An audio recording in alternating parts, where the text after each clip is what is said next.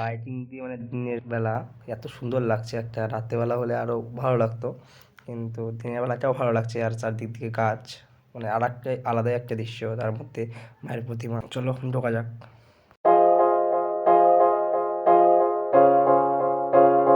তো আমরা তো চলে এসেছি, কিন্তু এখনো কিন্তু পুজোটা শুরুই হয়নি।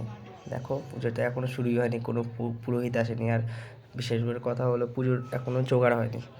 9টা বাজে।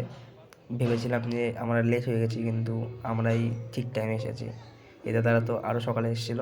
আমাদের কলেজের প্রতিমা, আর একদিন তোমাদের আমি বলেছিলাম কলেজটা আমি ঘুরে দেখাবো, তো আজকে যতটা সম্ভব আমি দেখাবো। আর এটা হলো নানা ধরনের গাছ কলেজের ভেতরে। আর এদিকে একটা ক্যান্টিন আছে, এটা আমাদের ল কলেজ। আর এটা হলো সুরেন্দ্রনাথ এমনি জেনারেল কলেজটা, যেটা হয় বেসিক কলেজটা। এটা হলো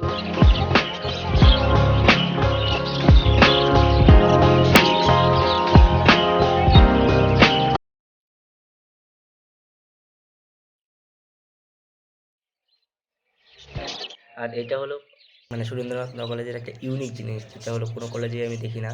কিন্তু এই যে জিনিসটা মানে মিনিমাম 12 থেকে 13টার বেশি পাখি আছে, কিন্তু আমি ঠিক নামটা জানি না কোনটার কী নাম। কিন্তু এগুলো সবই অস্ট্রেলিয়ান পাখি থেকে শুরু করে অন্যান্য কান্ট্রি থেকে 10টা প্রজাতির 100টার বেশি পাখি আছে।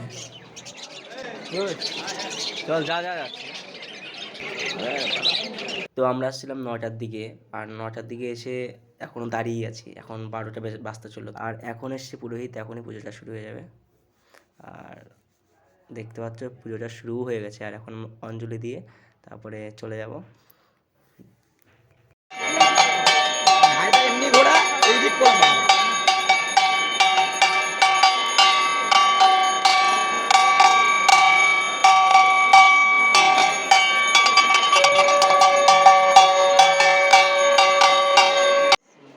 অঞ্জলি দেওয়া শেষ, মিনিমাম 4 ঘন্টা ওয়েট করার পরে তারপরে অঞ্জলি দিতে পেরেছি। তোমরা একটা কথা ভাবছো যে আজকে খেলে না কেন লাস্টে? সরস্বতী পূজায় এখানে আমাদের কলেজে পরে খেতে দেয়, এখন খেতে দেয় না। তো যখন আসবো তো সেটারও ব্লগ দেবো। আজকের মতো ভিডিওটা এইটুকুই, দেখা হচ্ছে পরের ভিডিওতে।